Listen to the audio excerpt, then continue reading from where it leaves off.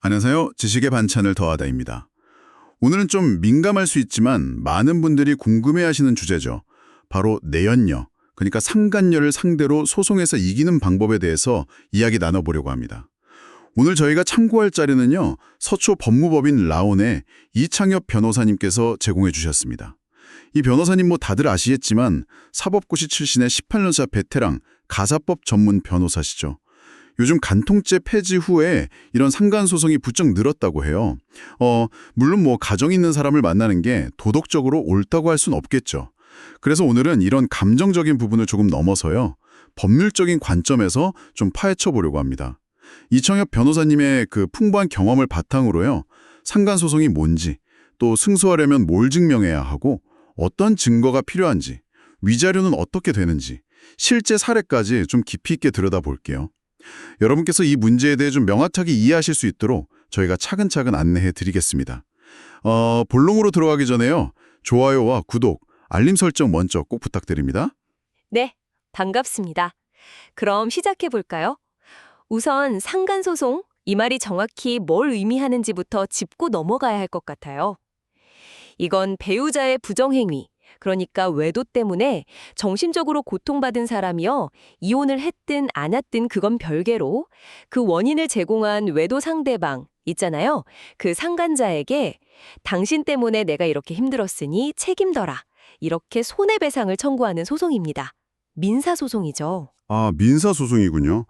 그럼 법적으로 어떤 근거가 있는 건가요? 네, 우리 민법 제750조를 보면 불법행위 책임이라는 게 있습니다.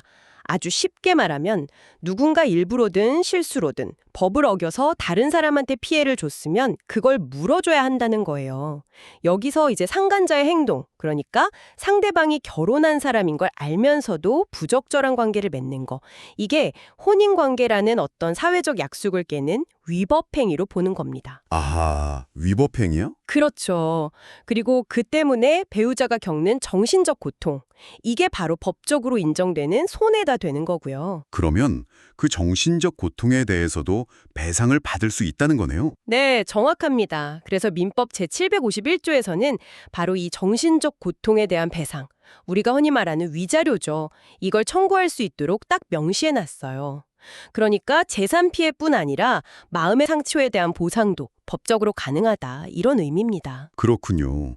위자료 청구가 가능하다. 네. 근데 여기서 이 변호사님 자료에서도 굉장히 강조하는 지점이 나와요. 뭐냐면 상간자가 상대방이 기혼자인 걸 알았느냐, 이거예요.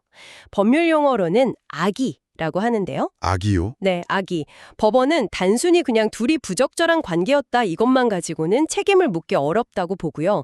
그 상간자가 상대방의 혼인 사실을 알면서도 만났다는 게 증명되어야만 손해배상 책임을 인정해요. 아, 그게 왜 그렇게 중요한가요? 이게 실제 소송 가면요. 상간자 쪽에서 저는 그 사람이 결혼한 줄 정말 몰랐어요. 이렇게 주장하는 경우가 허다하거든요. 아, 발뺌하는 거군요. 그렇죠. 책임을 피하려고 하는 거죠. 그래서 이 악의를 증명하는 게 소송에서 이기느냐 지느냐를 가르는 아주 결정적인 열쇠 중 하나가 됩니다. 와, 그렇군요. 그냥 만났다는 사실만으로는 안 되고 알고 만났다는 걸 증명해야 한다. 변호사님 자료에서도 그 부분이 중요하다고 하더니 역시 그렇네요. 그럼 정리해보면 소송에서 이기려면 꼭 증명해야 할 두 가지. 첫째는 배우자와 상간자 사이에 부정행위가 있었다는 사실. 네, 그렇죠. 그리고 둘째는 방금 말씀하신 상간자가 배우자가 결혼한 걸 알고 있었다. 즉, 악의가 있었다는 사실. 이 두 가지를 증명해야 되는 거네요. 맞습니다. 딱 그 두 가지가 핵심입니다. 그럼 첫 번째, 부정행위 증명부터 좀 더 들어가 볼까요? 보통 부정행위 하면 뭐 성관계만 생각하기 쉬운데 변호사님 자료 보니까 법에서는 훨씬 넓게 본다고 하더라고요. 실제로는 어디까지 인정되나요? 네, 그게 많은 분들이 좀 오해하시는 부분이에요. 법원에서 말하는 부정행위는요, 성관계에만 딱 한정되는 게 아닙니다. 부부 사이에 지켜야 할 신뢰나 정조 의무를 저버리는 그런 모든 행위가 포함될 수 있어요. 모든 행위요? 예를 들면 어떤 것들이 있을까요? 예를 들어서 뭐 연인처럼 아주 다정한 메시지를 계속 주고받는다거나, 단둘이 어디 여행을 간다거나, 숙박업소에 같이 들어간다거나 하는 거예요. 심지어 주변 사람들이 딱 봤을 때, 저건 좀 아닌데? 10분 정도의 스킨십이나 데이트 같은 것도 부정행위로 인정될 수 있습니다. 아, 그렇군요. 핵심은 결국 사회통념상 부부의 정조 의무에 충실하지 못했다. 이렇게 볼 수 있는 행위냐 아니냐 이거죠. 알겠습니다. 생각보다 범위가 넓네요. 네, 그럼 이제 이런 부정행위를 어떻게 증명하느냐 증거 문제로 넘어가 볼게요. 이창엽 변호사님 경험에 따르면 실무에서 가장 효과적인 증거들은 이런 것들이라고 합니다. 역시 제일 확실한 건 메시지 기록이죠. 카톡이든 텔레그램이든 문자든 서로 여보 사기 이렇게 부르거나 애정 표현, 좀 노골적인 대화, 만남 약속, 같이 찍은 사진 주고받은 거 이런 건 아주 강력한 증거가 됩니다. 네네. 그리고 사진이나 동영상도 빼놓을 수 없죠. 누가 봐도 딱 연인처럼 보이는 다정한 모습으로 같이 찍은 사진이나 데이트 장면, 여행 사진 이런 것들요. 의외로 또 결정적인 게 CCTV나 촬영 블랙박스 영상이에요. 아, 블랙박스도요? 네, 숙박업소나 상간자 집에 같이 들어가는 모습이라든지 차 안에서 좀 애정 행각을 벌이는 장면 같은 게 찍혔다면 이건 굉장히 유리한 증거가 될 수 있죠. 다만 이걸 확보하는 과정에서 불법적인 방법을 쓰면 안 됩니다. 그건 조심해야 하고요. 그렇죠. 불법 수집 증거는 안 되니까. 네. 그리고 신용카드 사용 내역도 중요한 단서가 됩니다. 두 사람이 같이 숙박업소, 레스토랑, 영화관, 여행지 이런 데서 쓴 카드 내역이 있다면 그 만남 장소나 횟수, 관계의 깊이를 짐작하게 하는 객관적인 자료가 되거든요. 아, 카드 내역까지? 네. 때로는 목격자의 진술도 도움이 될 수 있습니다.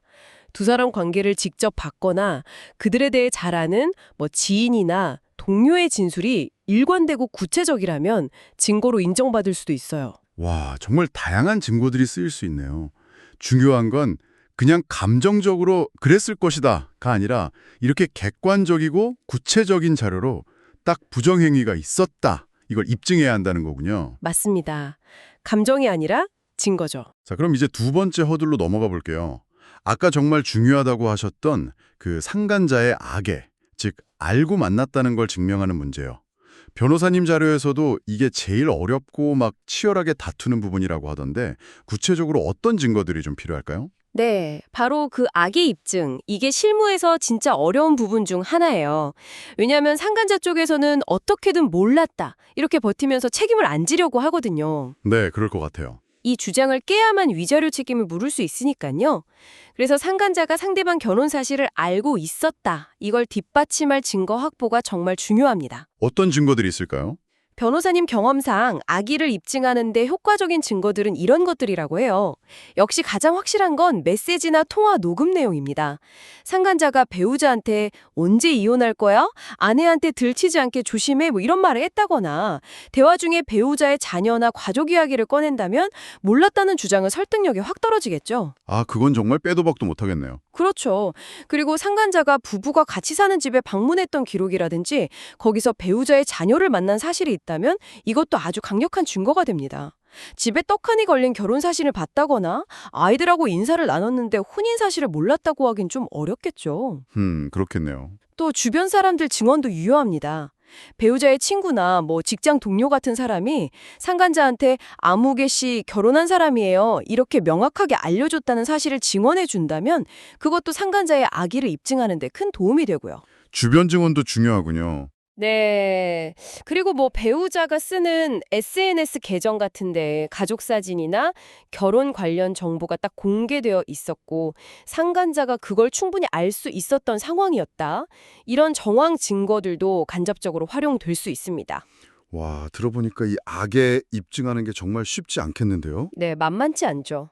자, 그럼 이런 증거들을 잘 모아서 부정행위와 악의 이 두 가지 핵심 요건을 성공적으로 입증했다고 쳐보죠. 그럼 이제 가장 현실적인 문제잖아요. 그래서 얼마 받을 수 있는데 이 위자료 액수 문제로 넘어가게 될 텐데요. 변호사님 자료 보니까 위자료 액수가 천차만별이던데 법원에서는 어떤 기준을 가지고 금액을 정하는 건가요? 위자료 액수는 정말이지 케바케. 그러니까 사안별로 다르다고 할 수밖에 없어요. 법원이 여러 요소를 다 종합적으로 고려해서 배상 액수를 정하는데요. 이 변호사님이 강조하는 주요 기준들을 좀 보면요. 첫째는 부정행위의 기간과 정도입니다. 얼마나 오랫동안 만났냐, 얼마나 자주 만났냐, 부정행위 수위, 예를 들어 성관계가 있었는지, 관계가 얼마나 깊었는지 이런 게 중요한 판단 기준이 됩니다. 당연히 기간 길고 정도가 심하면 위자료 액수도 높아지는 경향이 있고요. 네. 둘째는 부정행위가 혼인생활 파탄에 미친 영향입니다. 그러니까 상간자의 부정행위 때문에 결국 가정이 깨지고 이혼까지 하게 됐다. 그러면 정신적 고통이 엄청나다고 봐서 위자료가 상대적으로 더 높게 인정될 가능성이 크죠. 아, 이혼 여부도 영향을 주는군요. 네, 아무래도 그렇죠. 셋째는 상간자의 태도. 이것도 중요하게 봅니다. 태도요? 네. 부정행위가 발각된 후나 소송 중에 잘못을 뉘우치고 사과하기는커녕 오히려 막 거짓말하거나 피해자인 배우자를 막 비난한다거나 이런 소위 적반하장 태도를 보이면 법원에서는 이걸 괘씸하게 봐서 위자료를 더 높게 산정할 수도 있습니다. 헐, 태도까지 영향을 미치다니. 네. 마지막으로 아까 길게 말씀드렸던 증거의 명확성입니다. 제출된 증거들이 얼마나 확실하게 부정행위 사실과 상간자의 악의를 딱 입증하느냐에 따라서 위자료 액수도 달라질 수 있어요. 증거가 명확할수록 더 높은 위자료를 기대해 볼 수 있겠죠. 그렇군요. 기간, 정도, 파탄 영향, 태도, 증거. 고려할 게 정말 많네요. 맞습니다. 이 모든 걸 종합해서 법원이 판단하는데 이 변호사님 자료에 따르면 실무상 상간소송에서 인정되는 위자료 액수는 보통 1,000만 원에서 3,000만 원 사이가 가장 흔하다고 합니다. 아, 1,000에서 3,000 사이. 네. 물론 사안이 아주 심각하거나 좀 특수한 경우에는 그 이상 인정되기도 하지만 일반적인 범위는 그 정도로 보시면 될 것 같아요. 그래서 여기서 다시 한번 강조하고 싶은 건 결국 이 소송은 증거 싸움이고 법 절차가 생각보다 복잡해요. 그러니까 감정적으로 막 대응하기보다는 처음부터 좀 전문가의 도움을 받아서 체계적으로 준비하는 게 현명하다는 겁니다. 네, 정말 중요한 말씀이시네요. 1,000만 원에서 3,000만 원 사이가 일반적이지만 다양한 요인에 따라 달라질 수 있고 객관적 증거 확보와 상간자 태도까지 영향을 미친다는 점 잘 알겠습니다. 자, 그럼 이제 이론적인 설명은 잊지 마고요. 이창엽 변호사님이 실제 상담했던 사례를 통해서 이 복잡한 문제를 좀 더 생생하게 느껴보는 시간을 갖죠. 미나, 가명 씨 이야기인데요. 이 사례가 특히 좀 기억에 많이 남으셨다고 하더라고요. 아, 네. 미나 씨 사례는 정말 법적인 쟁점도 있지만 그 안에 담긴 인간적인 고뇌가 너무 깊어서 많은 생각을 하게 만드는 그런 케이스였습니다. 미나 씨는 30대 중반에 그냥 평범한 직장인이었어요. 그런데 진우라는 가명이라는 남성이랑 무려 10년 넘게 관계를 지속해 온 거예요. 10년이요? 와. 네. 근데 문제는 이 진우 씨가 유부남이었고 미나 씨는 아내와는 곧 이혼할 거다 이 말을 10년 동안 철석같이 믿어왔다는 거죠. 세상에. 처음 만난 1년 동안은 진우 씨가 자기가 유부남인 걸 철저히 숨겼다고 해요. 그러자 나중에 알게 됐는데 그때는 이미 감정적으로 너무 깊어진 상태였고 진우 씨는 또 아내랑은 쇼윈도우 부부일 뿐이다, 지금 이혼 소송 중이다 이런 거짓말로 미나 씨를 계속 붙잡아둔 거죠. 아, 속인 거네요, 계속. 네.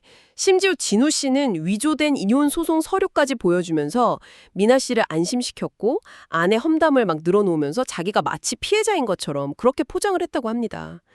미나 씨는 이런 거짓말에 그냥 완전히 속아 넘어간 거예요. 와, 진짜 악질이네요. 10년이면 정말 긴 시간이잖아요. 미나 씨는 20대 후반, 30대 초반이라는 인생의 정말 소중한 시간을 진우 씨한테 다 쏟아부은 거죠. 주변에서는 다들 그 남자 아니다 말렸지만 미나 씨한테는 진우 씨와의 미래만이 유일한 희망처럼 느껴졌고 그 사람의 이혼을 기다리는 게 마치 자기 희생에 대한 보상처럼 그렇게 여기게 됐던 것 같아요. 일종의 뭐랄까 가스라이팅 상태에 빠졌던 거죠. 아, 가스라이팅. 정말 안타깝네요. 미나 씨한테 했던 모든 말과 행동이 다 거짓이었던 거죠. 그럼 그 진실은 어떻게 밝혀진 거예요? 결국 진우 씨의 아내가 미나 씨를 상대로 상간녀 소송을 제기하면서 모든 게 드러났습니다. 아, 아내가 소송을. 네, 소송을 당한 미나 씨는 뭐 엄청난 충격과 배신감에 휩싸였겠죠. 그런데 찰 아이러니하게도 여전히 진우 씨의 그 거짓말에서 완전히 벗어나지를 못했어요.